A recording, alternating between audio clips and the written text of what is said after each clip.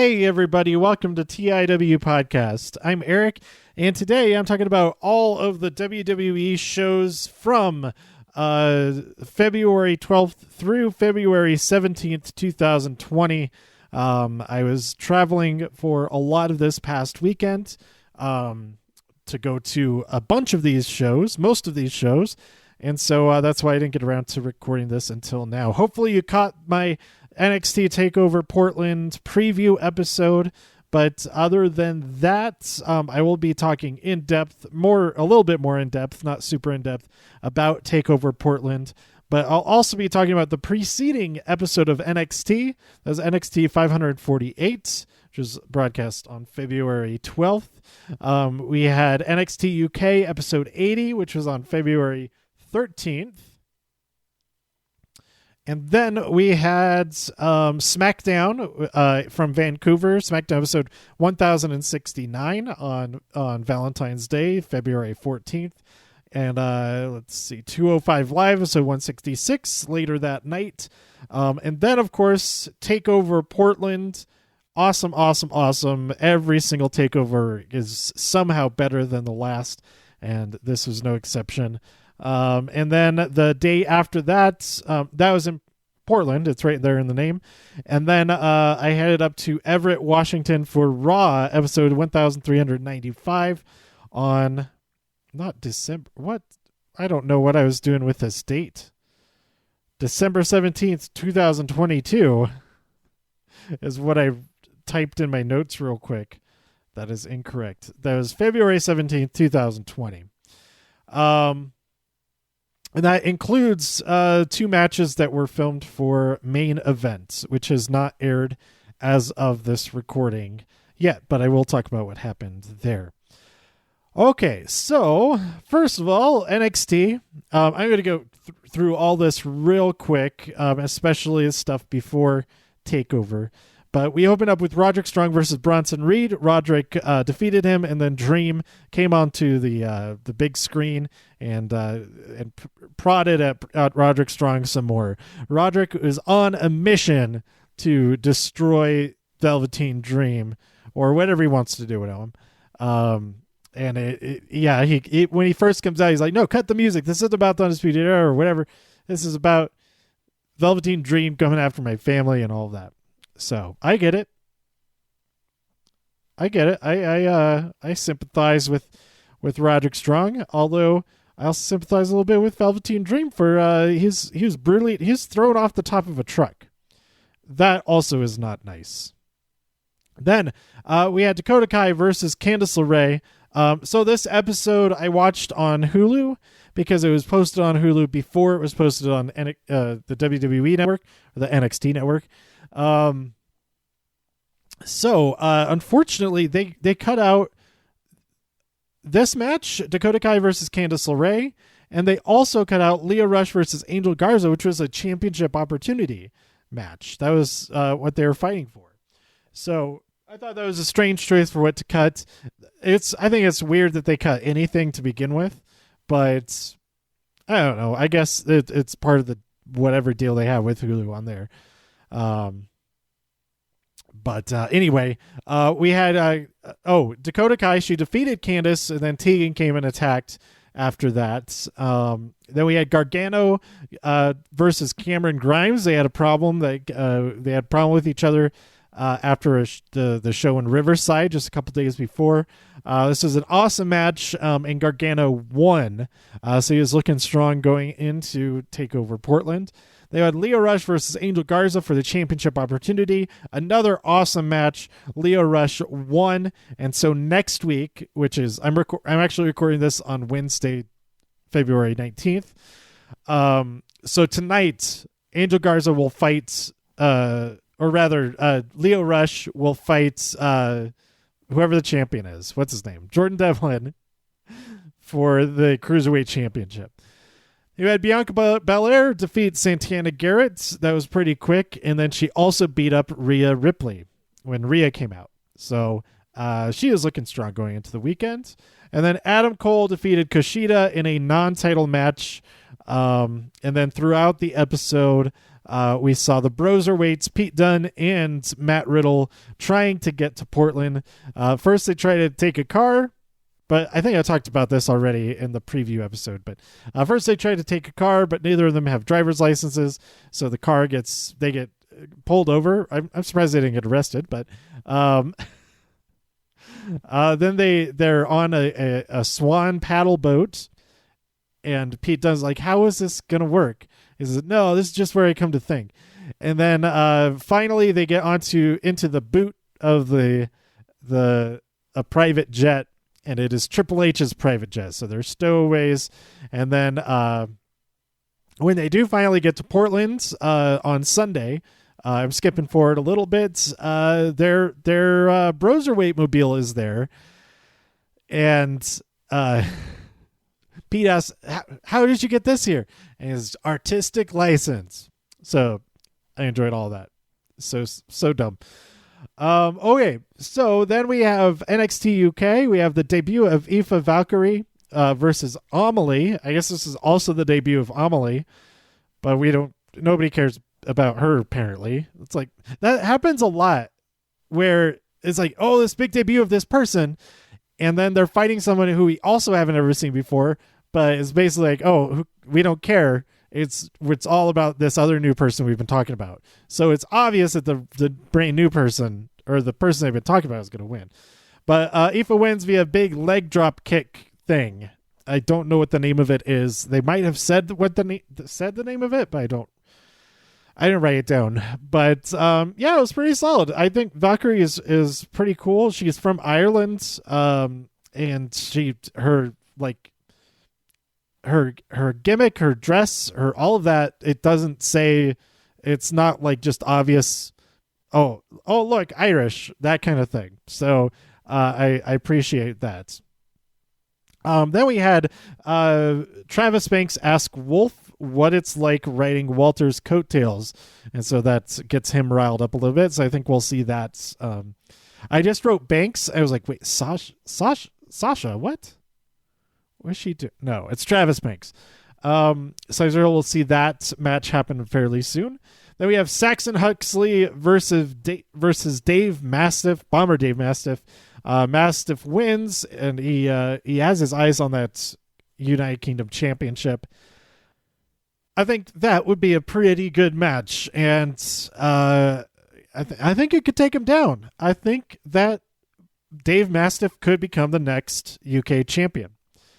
Then we have Tony goes to see Sid Scala and Johnny Saint, and she accepts KLR's challenge despite Sid's attempts to get her to reconsider. She's like, you understand what this means, that it's like this match is devastating, but also you're not going to be able to challenge for the championship again if you lose, all that.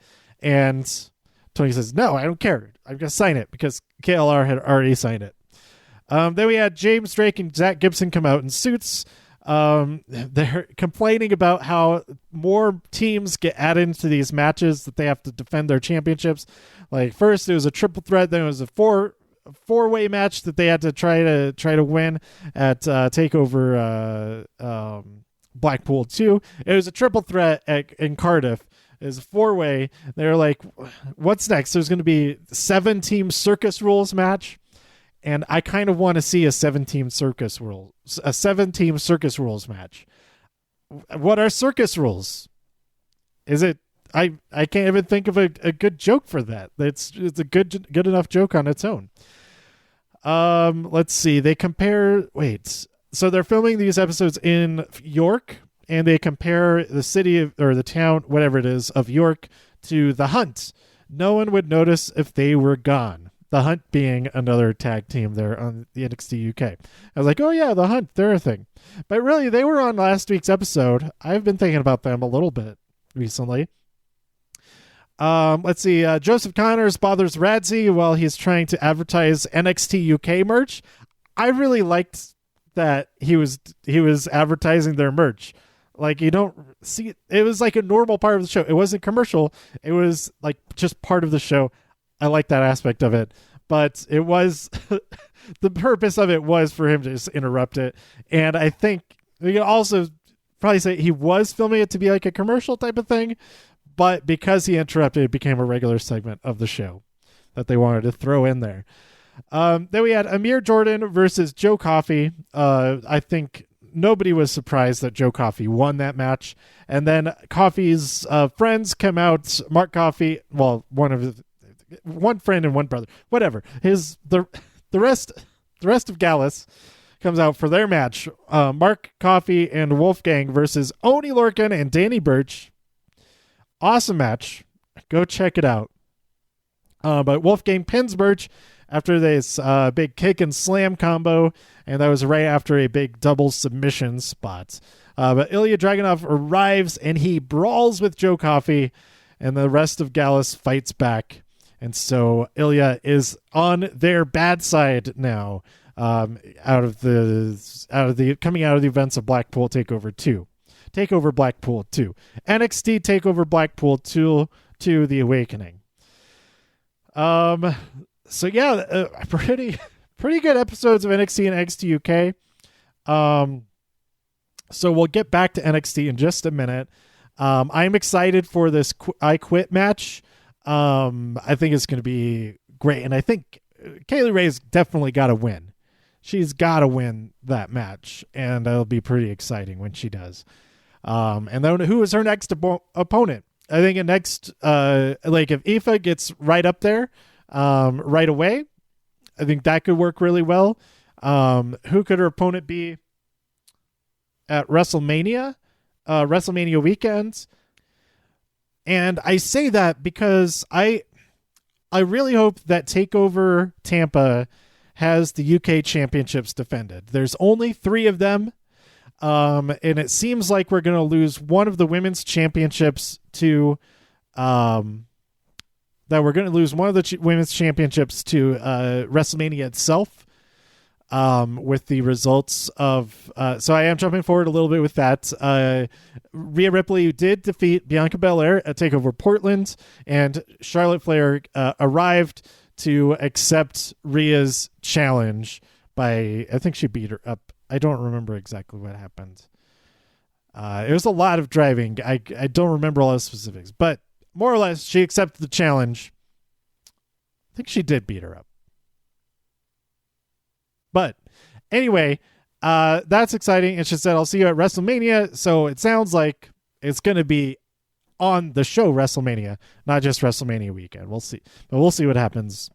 That'll be pretty cool. But if that's the case, if that's on WrestleMania, then put these other championship matches on there. Put the women's tag team championships on TakeOver Portland or TakeOver Tampa. Do all of that. That'd be great, I think. But at the very least, put the UK championships on there. Kaylee Ray versus who? Who could she fight? I really enjoy seeing her fight either Tegan Nox or Dakota Kai. And I could also see her fighting against Io Shirai. That would be awesome if she's going to fight like a regular NXT person. So I don't know. We'll see what's going on there. First of all, KLR has to win against Toni Storm, which I think she will. All right. I'll get back to NXT in just a minute. We had SmackDown in Vancouver. So I flew in. So this is outside of the show stuff. So this was a very good weekend. I enjoyed it. I wasn't really before actually getting to the airport. I took the train to the airport, so it took a long time. But before actually getting there, I was like, oh, maybe I shouldn't go. There's still time to not lose money on the hotels and all that kind of thing, and I can still cancel my rental car, etc. But once I got out there, I was really glad that I did go. I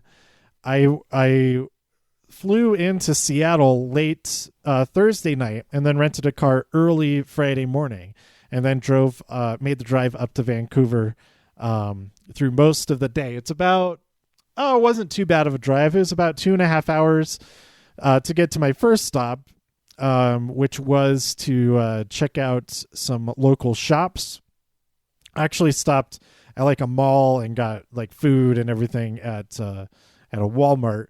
But after that, I checked out some comic book shops, like a rare bookstore, where I picked up an interesting looking book called like 99 and 2/3 Dead or something like that. I don't even remember. It's actually 99 and 44/100% Dead. The most violent film of the year, now a spine-tingling novel. I have not heard of that film. I've not heard of this novel. The tagline at the top: Harry Crown does two things better than anyone. One of them is killing. On the back of the book, call Harry Crown. Uncle Frank had killers. Sure, plenty of cheap guns who'd kill anyone you wanted to trash. But in time of war, you go with the best. Big Eddie Santo had declared war. There were already too many casualties lying in the water near Pier 28. He'd have to wipe out Big Eddie or Uncle Frank would find himself... He'd have to wipe out Big Eddie, or Uncle Frank would find himself fitted for a concrete boot near Pier 28. Also, okay, they ended two paragraphs with the same thing. So he called Harry Crown to fight Big Eddie's guns, and Harry Crown killed them all. So the film is from 20th Century Fox. This is a real film, apparently. Starred Edmund O'Brien, Bradford Dillman, Janice Hayden, Catherine Bauman, Ann Turkle as Buffy, and Chuck Connors as Claw Zuckerman. Claw Zuckerman. A film by John Frankenheimer, directed by John Frankenheimer, written by Robert Dylan, music by Henry Mancini. I know that name. But the book is by Max Franklin, and screenplay is by Robert Dylan. So I'm going to read this. I did not know this film existed. And actually, I didn't even realize, I didn't read that much of the cover when I got it. I just saw the tagline at the top. One of them is killing, and the title. Anyway, I'm gonna attempt to read this at some point. It's not too long. It's only 140 pages. There's this little paperback, and then try to find this movie. I do a special episode just about this. That'll be exciting. Okay, so I picked that up at the rare bookstore. I don't know if this book is actually rare or whatever. I don't know. But then I also got a Japanese light novel called Log Horizon. I got the first book in that. I got that at a like called Sakura or some. I think there's more to the name of that store, but it was in another. It was in a different big mall. So I picked that one up, and it's fairly new. So if I enjoy it, I think I'll pick up more of these. I really like the No Game No Life books. This one seems kind of similar to those. This is a total sidetrack. I know this episode is already going to be really long. It's already almost 20 minutes, and we have so much more to talk about. I haven't even talked about SmackDown yet. But the description on the back. 30,000 Japanese gamers awake one day to discover that the fantasy world of Elder Tales, an MMORPG that was formerly their collective hobby, has become their cold, hard reality. Severed from their everyday lives, they confront a new horizon filled with ravenous monsters, flavorless food, and the inability to die. Amid the chaos, veteran gamer Shiro gathers his friends, the guardian Natsugo and the assassin Akatsuki, and together they embark on an adventure to change the world as they know it. Adventurer, you whose weight is... I can't read this. They put it in small black writing on black artwork. Adventurer, you whose weight is borne by your winged soul. The mystical world of the Telesia is home to dragons and giants, magical beasts, and demi-humans. Fragrant green winds blew across this new ancient land that opens before you like a blank page. Fill it with your life. Log Horizon. And then there's also a store that was really like all horror stuff, but they had this Blu-ray of a film called Pit Stop. It is not a horror film, but it does sound pretty bonkers. The most dangerous game ever devised to pit man against man, flesh against steel. The figure eight race. Jack Hill, Coffee, Foxy Brown, follows up Spider Baby, once again teaming up with Sid Haig, House of a Thousand Corpses, and one of the greatest roles for this action spectacular crash show rama. Filmed on a real figure eight track, Hill and his crew were able to capture gripping real-life car wreck scenes, lending the film a brilliant sense of realism. You've never seen a motion picture like this before. Can you take it? And this film, when did this film come out? It's pretty new, I think. Well, this release is copyright 2015. But let me look up when the actual movie came out. Okay, the actual film came out in 1969. That makes a lot more sense. There's another film from 2013 called Pit Stop. It is not the same sort of film at all. So if you're interested in checking this film out, it is Pit Stop 1969, directed and written and directed by Jack Hill. Okay, so I picked that up at a cool little like mostly horror shop. I got all kinds of different Blu-rays and DVDs and VHS tapes, and like collectibles, T-shirts, stuff like that. But all I picked up was that Pit Stop. So I have too many T-shirts. That did not stop me from buying some more other T-shirts later in the weekend. But on the way to that Sakura shop, on the way to that mall, I noticed a museum that was on the way. Originally, I was thinking of going to see Sonic the Hedgehog at a theater because there's AMC. No, there aren't any AMCs in the Vancouver area, but there's a movie theater. There are a bunch of different movie theaters. I'll see that to kill some time before I can check into my hotel. But instead, this caught my eye. It is the, I'm probably pronouncing this wrong. It's the Nikkei Museum of Culture and something. Oh, I forget exactly what it's called. Hold on. Okay, it is the Nikkei National Museum and Cultural Center. It is in Burnaby, British Columbia, which is just like southeast of Vancouver itself. I think it's probably considered a suburb of Vancouver. But anyway, I saw this on the map as I was on the way to that Sakura shop, and I'll check that out. That seems a lot more. It's a much more of a meaningful thing to do than to go see Sonic the Hedgehog in a theater, which I can do at home. So I to walk around and look at all the exhibits, it didn't take all that long. Entry is only $5. Or maybe it was $10. No, it was $5. It was only $5. And lots of really great stuff in there about Japanese Canadians. A lot about the history of discrimination, racism, all of that, all the civil rights issues with the Japanese people who moved to Canada, and all of their the future generations of them, not just the ones who immigrated. And all of that. So it was really interesting to learn more about that. And they also had some great books. I picked up, it's way over under their shelf, so I'm not going to go pick it up. But it was a book of the art of a Japanese artist.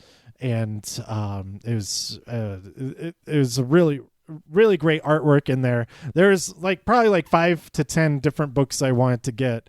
But I went with just the one there.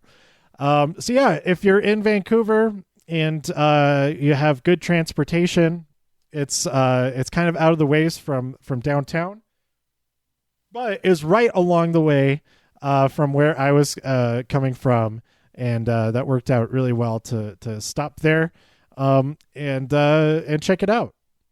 So I finally got to my hotel. I wasn't aggressive with my driving, so I had to take 3 lefts instead of a right at one point to get to the parking near my hotel.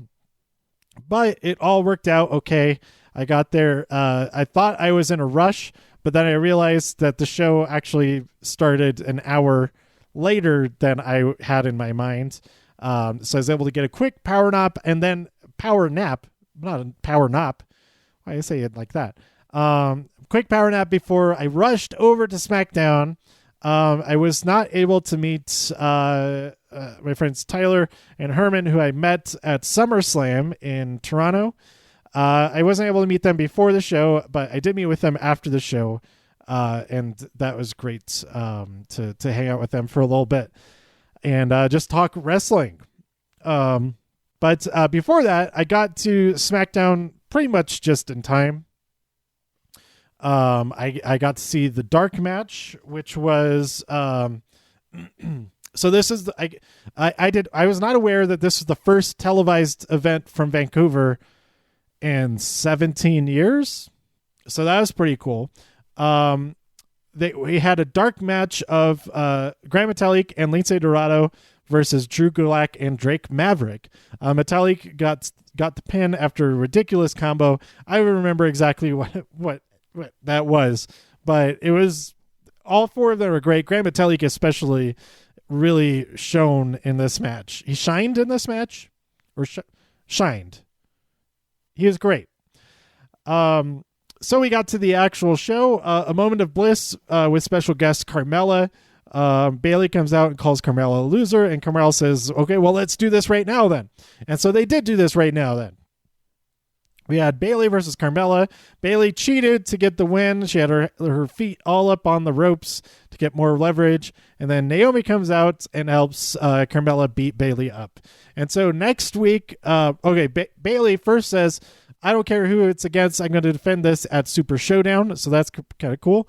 And then throughout the episode, we hear more from Carmella and from Naomi. They both want a piece of Bayley. And so next week, there will be a contenders match, Naomi versus Carmella, to determine which one of them will face Bayley at Super Showdown the following Thursday. So I think that'll be interesting. Then throughout the episode, we see Otis and Mandy getting ready for their date together. And that was kind of fun to see Otis getting ready for the most part. Mandy got there really, really early. So, I mean, it kind of makes sense why what happened, because it really seemed like Otis was late. And that's might have been his fault for being late. But maybe Mandy was just really early. Anyway, then we had Sheamus versus Shorty G and Apollo Crews in a handicap match. Sheamus pinned Apollo after a brogue kick. Let's see. Carmella demands a rematch. I already talked about that. Mandy arrives for her date and then is there for like an hour before Otis gets there. Hogan is on the show via satellite interview, which I kind of expected, and also kind of expected people to be disappointed that it's a satellite interview. But, you know, Bray comes on and says, hey, it's not cool, or he has a t-shirt that says, hey, it's not cool to eat your friends. But he's doing an NWO parody, and I really enjoyed that. And if we get to see The Fiend kill Hulk Hogan, that could be pretty cool. But just the NWO parody itself was great. So, yeah. I've been getting these recommendations to read this article, and I did read the article, but talking about a former WWE superstar who said that the Seth Rollins stuff and the Fiend stuff was stolen from him, and I say that's not. It's not a strong case. Especially at least the way this article is written, is like, and also the Fiend stuff. I'm currently doing a broadcast thing, so that's similar there. And like, no, he did a newscast once, and it was relevant to the story at that moment. It's not his thing, so I really don't see that as a thing, because that's not an original idea. You know, unless they use like the script that he wrote for it, then no, that's not it.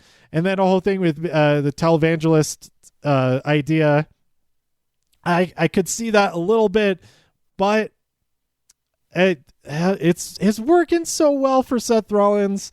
I feel like it's not just straight like lifted from a book of ideas of people that have been presented them. Like it seems like something that has been developing over a lot of time, and also that is a thing that already exists in the real world. That's also not like a very strong argument to say that specifically was stolen in its entirety to do that. Also, if they were under contract with WWE, then ideas that they have for stuff in their contract probably says it belongs to WWE. I mean, not that I agree with that, but that's usually how it works. And if you don't read your contract and don't understand that, then, then you can't really complain that your ideas that were pitched to a company are used by that company without additional compensation necessarily. I don't know. So I just wanted to mention that real quick because I will get to Raw in just a little bit, but that had to do with Bray Wyatt. Then we had Cesaro and Sammy with a protest concert. That was really fun. When Cesaro first came out, he had two guitar cases. I don't know if that was shown on TV, but they just had some drumsticks in one of them, I think, and the cowbell, and then a ukulele in the other one, and that's pretty hilarious. But Elias and Braun crashed the protest concert. Shinsuke Nakamura does not appear, but that's okay. I'm sure he'll be back next week. Then we have Naomi saying that she's going to be the next champ, and then it was after this that they announced that it will be a contenders match next week. Then back at Mandy's dates, she's sitting there still waiting for Otis, and Dolph comes in, taps her on the shoulder, and then takes a seat with her, steals Otis's date. Devastated.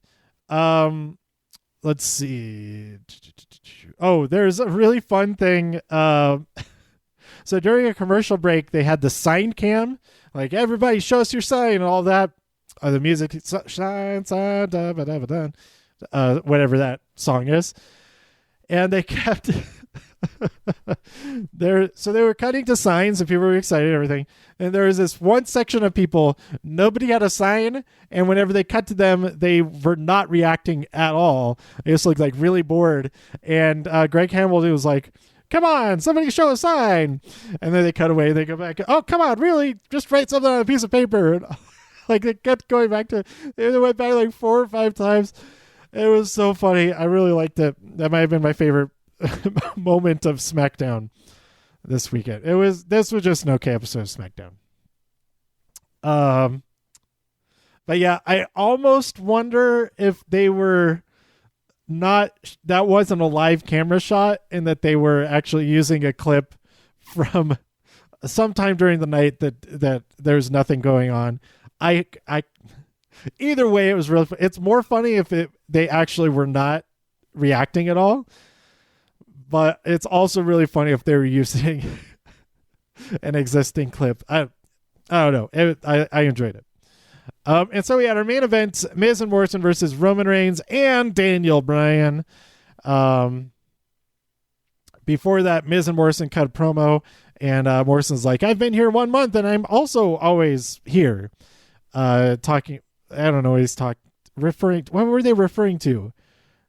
They're saying that some people don't pay their dues or something. I don't know.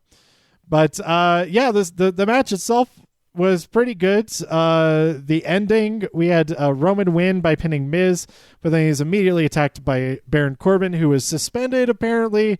I don't know. I didn't get any of this because I couldn't hear commentary. But he was in the audience, so apparently he was suspended, but because he bought a ticket, he could be there at ringside anyway. And then they had his throne set up at the end, and he was like all gleeful and everything. How are they allowed to do that if he was suspended? I don't know. But yeah, there's some good moments throughout the match, and it was great to see Daniel Bryan there. Especially because this episode, we didn't have the Usos for their reasons. We didn't have any of the New Day. I don't know why that was. We didn't have any Lacey Evans. We did get to see Alexa and Nikki Cross there at the top of the show, doing Moment of Bliss. But there were a lot of people who weren't on this episode, and that was kind of a letdown. They did announce that it would be The Fiend versus Baron Corbin for the Dark main event. And, that was all right. It happens. The Fiend won, of course. But it was also fairly short. Because before that, we had an episode of 205 Live. This is not a good episode. There's only 2 matches. Danny Burch and Oney Lorcan are awesome, but it just wasn't an exciting episode. They were present for a lot of this episode, but man, you have the Lucha House Party. They are there. They had that opening match. Give somebody else an opening match before the show. Use LHP on. I guess they technically aren't on 205 Live anymore. I guess that's why. But anyway, we have Singh Brothers come out as Vancouver natives. They are Vancouver natives. And they fight Danny and Oney. But before that, they cut this whole long promo about how they got advice from Wayne Gretzky. And they revealed that they, under their Vancouver jerseys, they had a Kings jersey and a Maple Leafs jersey. All of that. And there were parts of it that I enjoyed, but it was just going on longer and longer and longer. But Oney got the pin for them to win. But then the Brian Kendrick and the Brian Kendrick and Ari Daivari attack them. They get chairs, all of that, and then we get Brian Kendrick and Daivari talking trash about Canada. And then we have Brian Kendrick and Daivari versus Tony Nese and Mike Kanellis, the returning Mike Kanellis. So that was nice that he's back on TV. They get some more chairs, lots and lots of chair stuff throughout this whole episode. Tony rolls up Daivari, and then when Oney and Danny return and kind of distract them, and then we have some chair mayhem. I don't remember all that much about it, but hey, check it out. It is a lot of Oney Lorcan. So Oney Lorcan fans, you kind of get your fix a little bit in this episode, but it was a whole lot of unnecessary promos and filling time, it felt like. So it could have been tightened up. Could have been, why not make one of these tag matches, split it up into being 2 singles matches?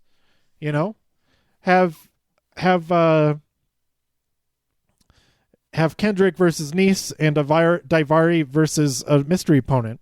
And it's revealed it's Mike Kanellis. I don't know.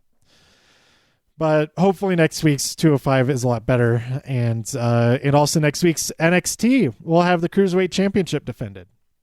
And so that brings us to my Saturday activities. We're not at TakeOver Portland quite yet.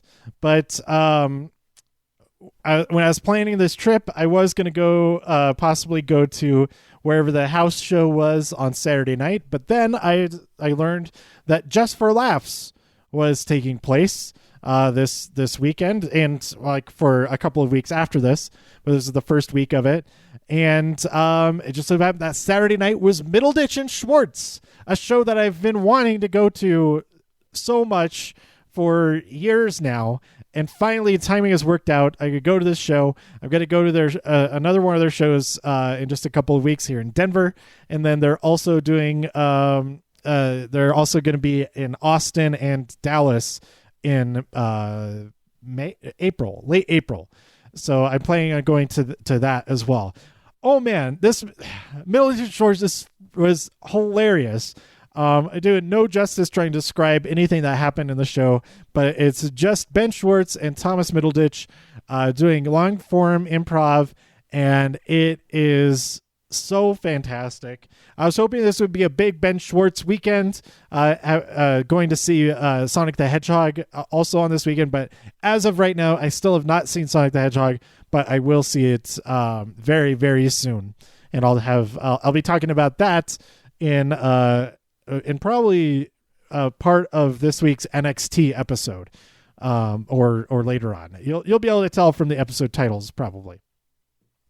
But that was really great. And then during the day, I went to Vancouver or Fan Expo Vancouver, and I did not know that that was taking place when I was planning this trip at first. And of course, when I did find out, I said, "Oh, I'm probably going to go check that out on Saturday. I'll see how I feel." But that seems pretty likely. So the Saturday ticket was only $35 Canadian, which is like $27 American, US dollar. And so it wasn't that bad for just one day. It was super packed. It was kind of wet outside. So I don't know if it would have been even more packed if it wasn't so dreary out. But it was really fun just to walk the floor for a couple hours. I met a bunch of artists that I hadn't seen before. Some really, really cool artwork. Go check out my stories, my story highlights on at the Demon Jackal. You can see all the art that I picked up. I did meet a few other people who I didn't buy stuff from, so I didn't post anything of them. But for the most part, all the artists I talked to and met, I did post about there on Instagram. I also saw art by Kino there at the Fan Expo, who I had met at Colorado Springs Comic-Con this past August. And it was great to see her, see some of her new pieces, and actually picked up a couple of her holo foil prints. So you can check out art by Kino at on Instagram at It's Kinotastic. Kino is spelled Kino, so it's ITSKINOTASTIC. And like I said, just go to my story highlights. You can see all the artists I picked up stuff from. And then I also got a couple of exclusives that worked out really well because they're blind box. There were two small blind box figures that I picked up, and it could have been one of 12 different things. And it got exactly the two that I wanted to get, Supergirl and Batgirl. So it's perfect. They're what is the DC Bombshells, that style. And then I also got a big figure of DC Bombshells Supergirl. They were exclusive to the convention. They're like black and white versions of them.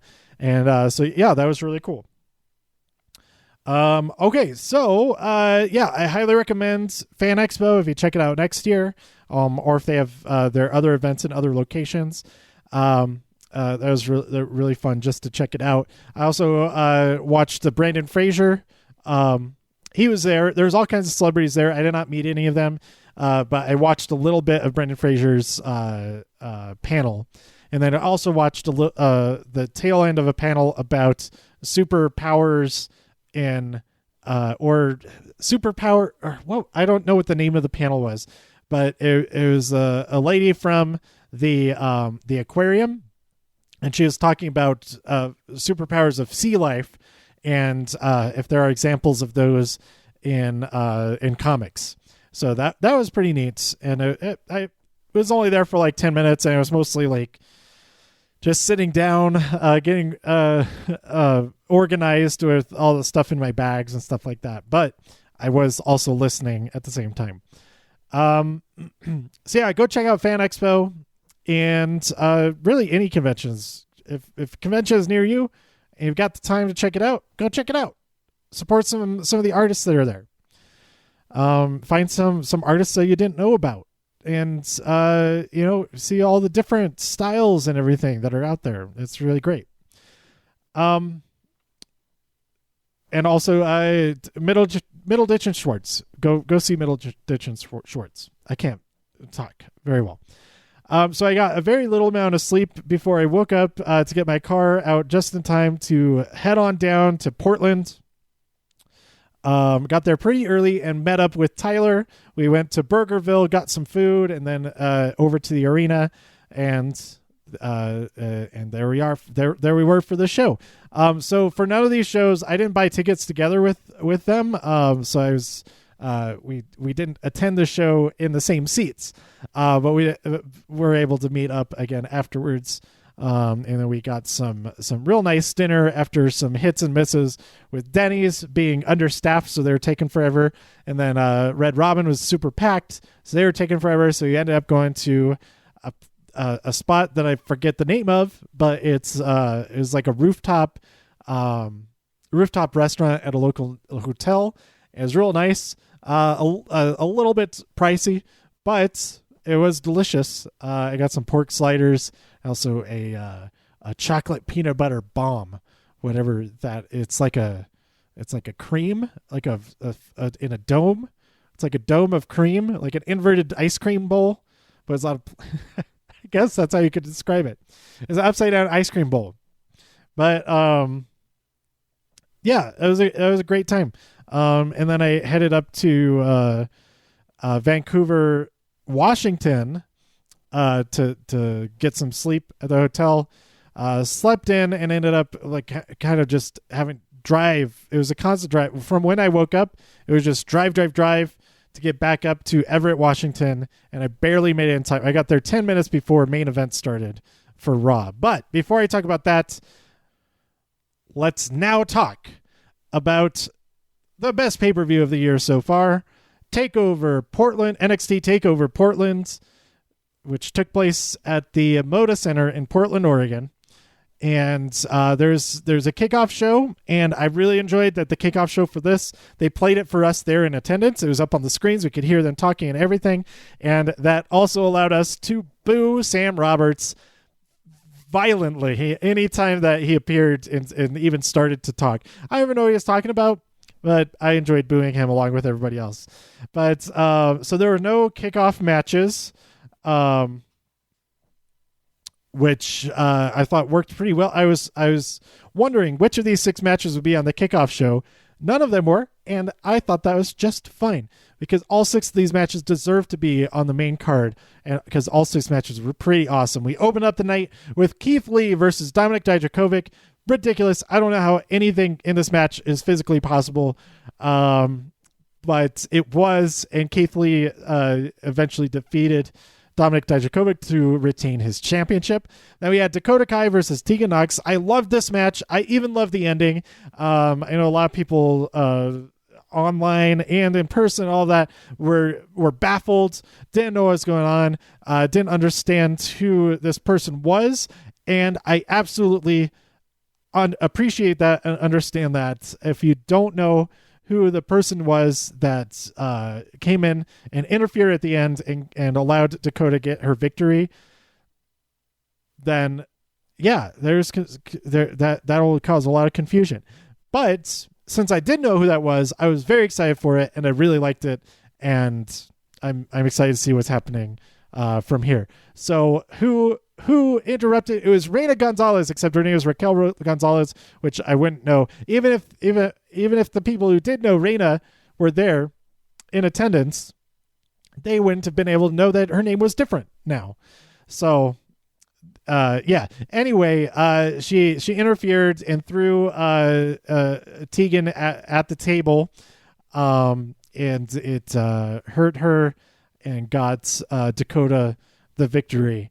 And she offered Dakota her hands in support to get standing up again, all of that. And we'll see where this goes from here. Is this the new evil team kick?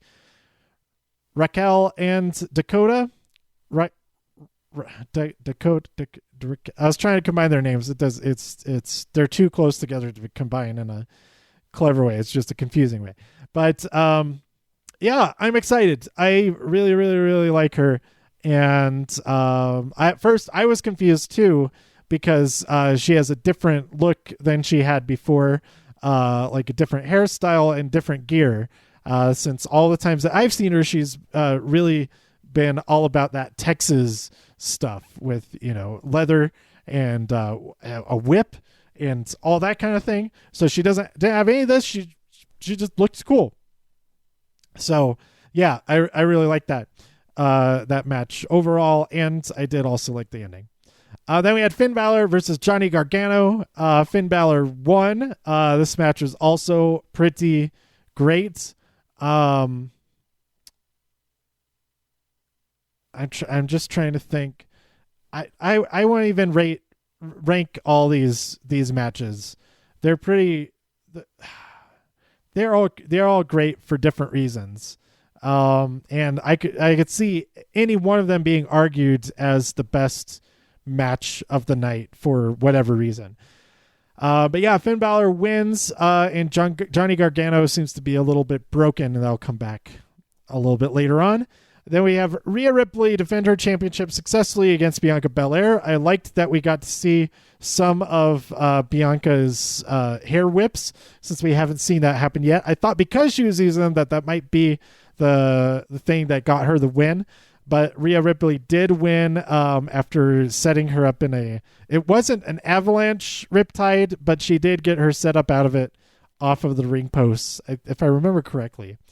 But yeah, then Charlotte comes in. There's that whole confrontation, and she says, well, I'll see you at WrestleMania. Clarifies later on Raw. Unfortunately, Rhea Ripley did not appear on Raw, but I think that's okay. We'll see more on NXT next week. Then we have the Broserweights. Matt Riddle and Pete Dunne defeat the Undisputed Era, Bobby Fish and Kyle O'Reilly. This match was pretty fantastic. I don't remember any specifics from it. Just trying to talk about like 7-8 hours of stuff in this episode. And this is I didn't take any notes for this. I was just watching. So all this other stuff, I have some notes to go off of. So I'm just reading off the Wikipedia page here. And then we had Adam Cole versus Tommaso Ciampa. Adam Cole won after some interference from the Undisputed Era, but then also interference from Johnny Gargano, as Gargano pulls the championship away from Ciampa and then hits him in the face with it. And the referee was out of action at that moment. And then also Adam Cole had taken advantage of the referee being out of action a little bit already. But Ciampa was fighting off all the Undisputed Era until Johnny came out there, presumably to help him. But he did the exact opposite. So Adam Cole is the only member of Undisputed Era who still has his championship. Rhea Ripley still has hers. Keith Lee still has his. And we have the new champions, Matt Riddle and Pete Dunne. And I'm excited to see who they fight next. If Undisputed Era is going to try to go after them right away, or if they're going to have to help Roderick Strong fight off the Velveteen Dream before that. We'll see. We'll see what happens. And then that brings us to Monday Night Raw, where I'm just gonna go through this really quick. The main event matches were Eric Young and Shelton Benjamin versus Zack Ryder and Kurt Hawkins. Zack pinned Eric to win that match. Then we had Cedric Alexander versus Akira Tozawa. Cedric won that match, and both of those, they're pretty good. Cedric Alexander versus Akira Tozawa was very good. We opened the show with about 45 minutes of Randy Orton getting booed, and then Matt Hardy coming out and then getting killed by Randy again. Then we had Aleister Black defeat Eric Rowan. That match was actually great. Like, that was definitely the match of the night, in my opinion. And I was unsure of what I had a feeling Aleister was going to win, but with how things have been going for both of them, I had no idea. So it was awesome to see Aleister Black hit the Black Mass twice and get the win there. Charlotte comes out and says that she will humble Rhea Ripley at WrestleMania, and Rhea Ripley does not appear. R-Truth performs his entrance music, then Mojo Rawley appears, and then Riddick Moss appears, the 24/7 champion. It kept autocorrect did not like me typing Riddy, so it says Roddy, but Riddick Moss pins Mojo Rawley, and he's still champion, and he gets the heck out of there. And frustrated Mojo, I think he attacked R-Truth after that, but I don't know. Then we had Drew McIntyre do the Claymore countdown for everybody to point to the WrestleMania sign with him. So that's pretty great. Paul Heyman comes out and says some stuff, and then Drew McIntyre has a quick match against MVP where Drew wins via pinfall. Becky pays her fine upfront for what she's going to do to Shayna Baszler, because surely she will be fined for it. She considers it a down payment on violence. I thought that was a really cool idea there. Shayna comes on the screen and says that she's going to tear the living shit out of Becky. So that was pretty cool. Then we had Lashley and Angel Garza team up to defeat Rusev and Humberto Carrillo. Angel won via roll-up to Rusev. So, yeah, that happens. Okay. Maybe it's better with commentary. I don't know. Then we had Kairi Sane versus Natalya. Before that, Kairi and Asuka cut a promo where Asuka basically says, I'm going to beat you at Elimination Chamber, because Elimination Chamber match was made that it will be Natalya versus Asuka versus who else? Ruby Riott versus Liv Morgan versus Sarah Logan, and then the sixth person. Who is the sixth person? I can't remember who number 6 is. Oh, and Shayna Baszler, the person who's going to win it. Duh. I mean, I'd be surprised if she doesn't win it. But yeah, Asuka says to Natalya that she's going to win Elimination Chamber. Kairi wins via countout after Asuka kicks Natalya in the face while the referee's back is turned. Then we have Seth Sermon. He explains that phase 1 of the plan is complete because he vanquished Kevin Owens, Samoa Joe, and the Viking Raiders. Phase 2 will not be as easy. He needs to save everybody who's still not in or eradicate them. And then the Raiders and Kevin Owens come out and attack him. Backstage, Seth is annoyed by Charlie, and then he says, well, we're going to have a 3-on-3 match. Murphy and AOP versus Kevin and the Viking Raiders. I don't know where Samoa Joe was. I don't know. Maybe he can't come to Canada for some reason or something. I don't know. I just don't know. Then we had AJ and the OC talking about how AJ is the greatest superstar on any roster of any era. Then Ricochet comes out, challenges AJ. AJ says, nah, that's all right. Carl says, I'll take that challenge, and Ricochet defeated Carl Anderson. Then we had Liv Morgan interviewed. She was excited to see Ruby, but then very, very surprised and disappointed, and then she claims that she's not that puppy on a leash and that she is going to win at Elimination Chamber. Then our main event was Kevin Owens and the Viking Raiders versus Murphy and the AOP. Rollins attacked during the match to result in a disqualification, and that's all I remember.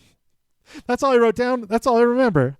I don't know what else happened, and that was the last match of the night. There was no dark match, and everybody was kind of bummed out. But then we went and got Jimmy John's, and all was good because I got a delicious sandwich and an oatmeal cookie and Powerade. It was delicious. So there you go. That the day ended up being pretty good overall. So yeah, I did meet up with Herman again, who was at SmackDown after show with his friend, and yeah, we went to Jimmy John's. That was great too. And then I got just a couple of hours sleep there near the airport, and because it was like a 45-minute drive to get to there.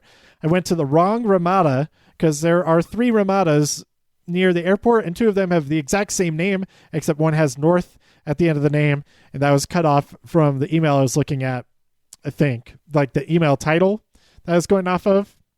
And I should have looked up at the body of the email, and I would have saved like 10 more minutes and gotten 10 more minutes of sleep. I don't know.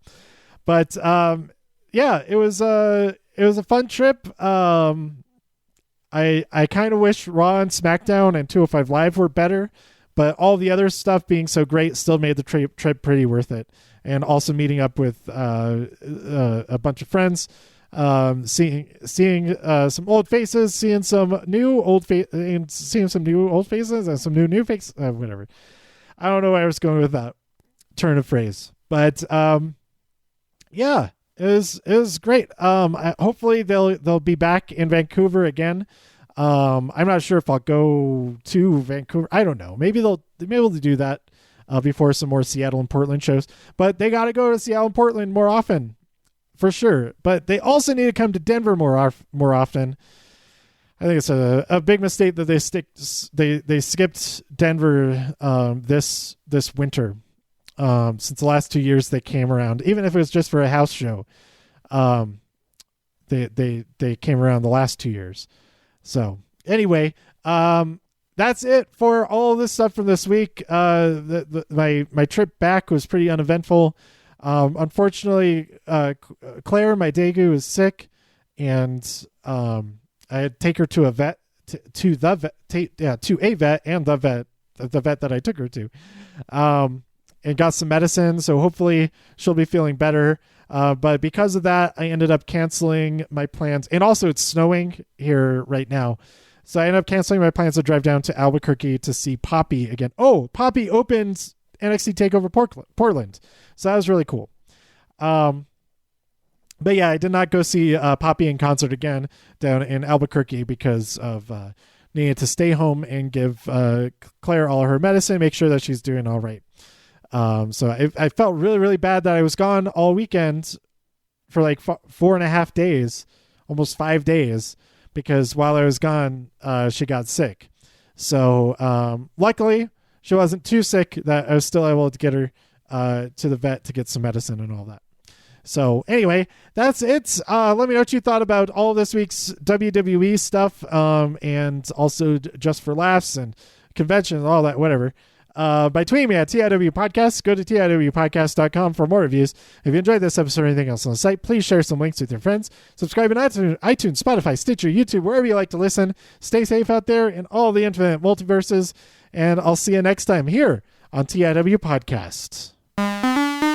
Bye.